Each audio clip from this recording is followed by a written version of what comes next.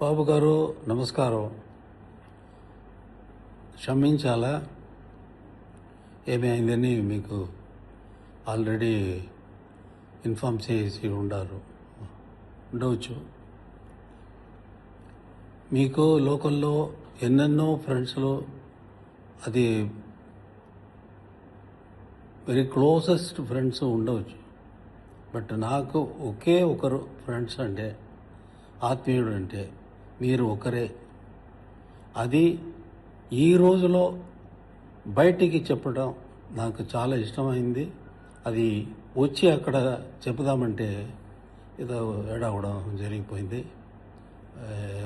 Flight miss అయ్యాను,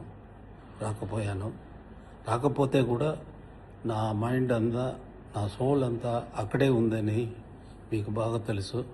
మీకు తెలుసంటే కూడా నేను అది తెలివించాలని నాకు ఉద్దేశంతో ఇది చెబుతున్నాను.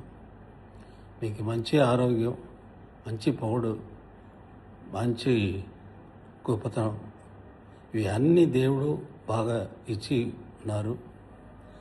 దేవుడు ఇచ్చేది అన్నీ కరెక్ట్ పర్సన్కే ఇచ్చారు అనేది నా నమ్మకం, నా దీర్ఘమైన నమ్మకం.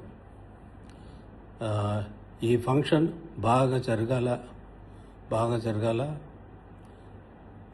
అది దాంట్లో కలుసుకోవడానికి నాకు కుదరలేదు. దానికోసం క్షమించాలని మళ్ళీ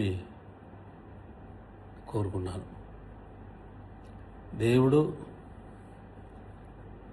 దేవుడితో మీకోసం నా ప్రేయర్ సెపరేట్గా ఉంది. మీరు ఒకే ఒకరు మాత్రమే నా జీవితంలో.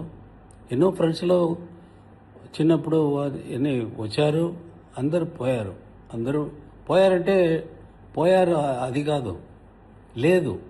ఇప్పుడు నాతో ఫ్రెండ్స్ అని ఉండేది మీరు ఒకరు.